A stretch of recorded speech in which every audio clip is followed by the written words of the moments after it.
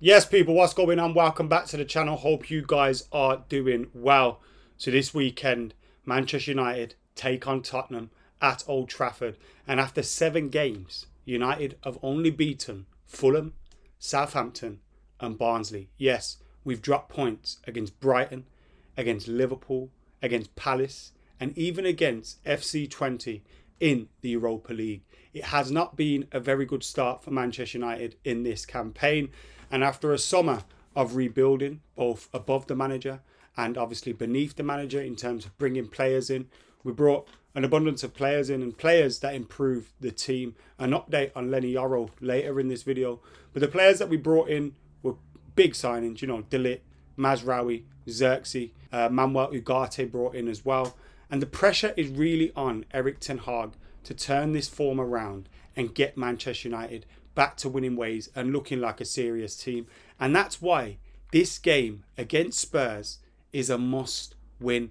Manchester United must win this game. You've already seen this week, you know, Ole Gunnar Solskjaer was asked whether he'd take the job.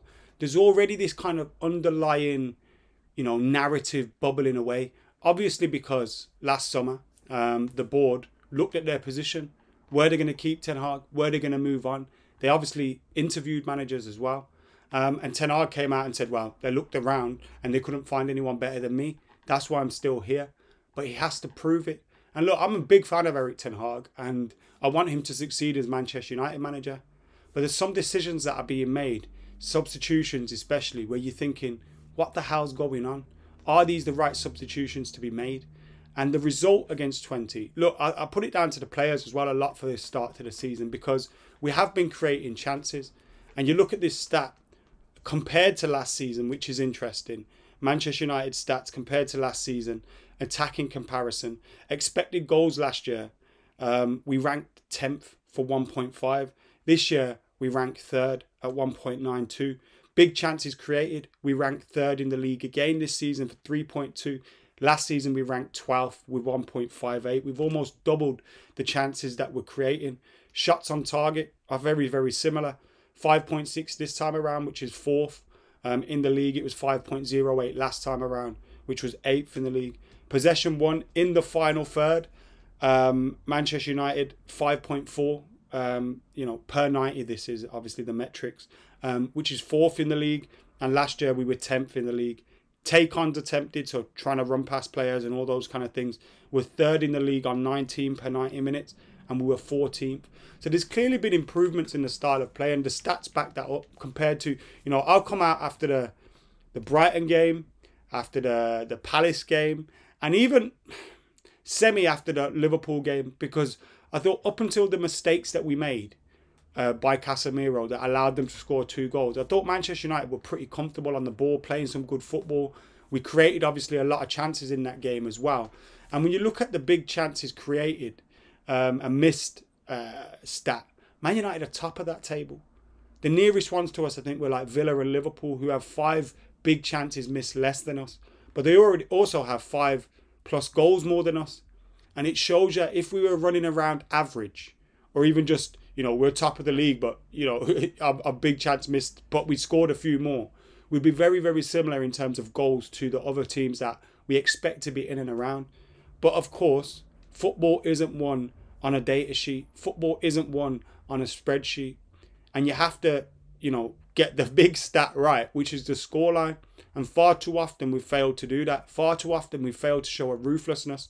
And we have to show that in this game, this weekend. And we have to beat Tottenham. They've been equally, in terms of mixed form from Tottenham. You know, they've been equally as mixed in terms of their form. And we have to try and put more pressure on them. You know, there's a lot of talk about Ange Postecoglou and what's going on there. Man United have to put pressure on them. And we have to turn Old Trafford into a fortress again. It's simply not. FC20 rocked up there and they looked like they wanted to win the game towards the end of it. You had Christian Eriksen coming out saying they looked like they wanted to win it more than us. That can't go on. And the longer these bad results happen, another bad result against Spurs, you look at the fixtures coming up, you're thinking, geez, what is going on here? You know what I mean? Because it's only going to get more difficult and possibly worse in terms of the pressure on Ten Hag. After this game against Spurs, we've obviously got Porto away. difficult game. Villa away, difficult game. Brentford at home. Then we've got Fenerbahce away. West Ham away. Before we've got Leicester in the League Cup. Chelsea at home in the league then after that. And then PAOK at home in the Europa League as well. Before we get to November where we've got like Leicester, Ipswich, Everton. So you're looking at those fixtures, yeah. Spurs, Porto away, Villa away, Brentford at home, Fenerbahce away, West Ham away. The next 6 fixtures, if we don't win more than we lose or draw, that pressure is really going to be on. And I wouldn't be surprised we get to Christmas and we're potentially staring at a change of manager. Now I expect, because the board have given him that time from the summer and the board have kind of backed him in the summer, I expect they'll give him a little bit more time. But we don't want this pressure building. We don't want all this talk building. Well, we're going to end up with Gareth Southgate as manager. We do not want that to happen.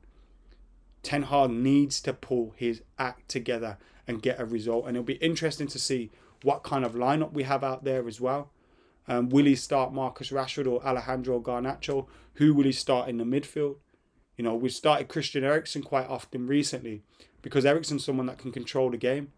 But is he physical enough? Has he got enough legs to be playing against the likes of Spurs? I don't know. We'll look at some quotes from Erik ten Hag. He said, today after the game, this was in the Europa League, I have some criticism. It is not only the team. I have to look in the mirror as well. I am part of it. That's what the Ten Hag said. Like I said, Ole Gunnar Solskjaer has been speaking this week as well. And he was asked if he would accept a managerial return at Man United.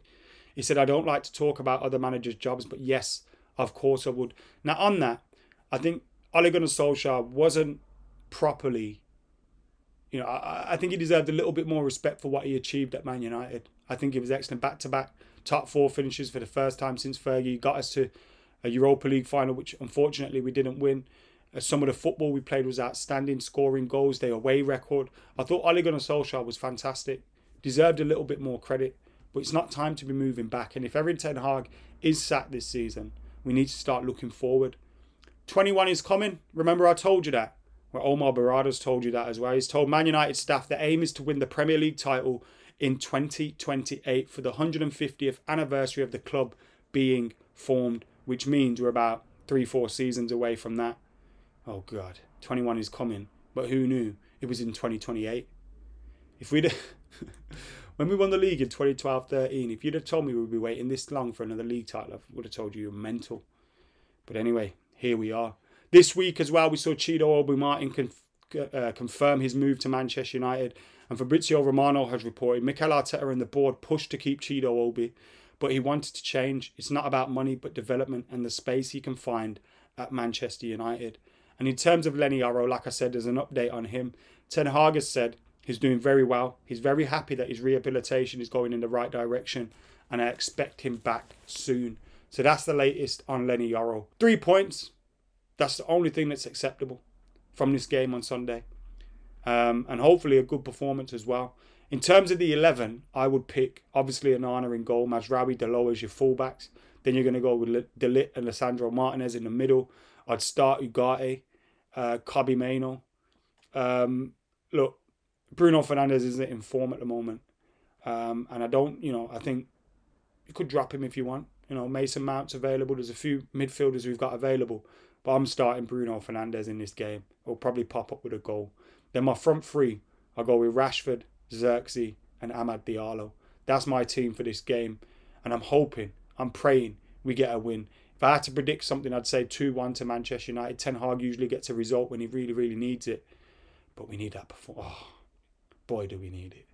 Anyway, as you can tell, that pre-season optimism has been battered out of me. But fingers crossed I'll be bouncing out of Old Trafford on Sunday. Let us know your thoughts in the comments below. Make sure you're keeping it like, comment, share, subscribe. And I'll see you soon.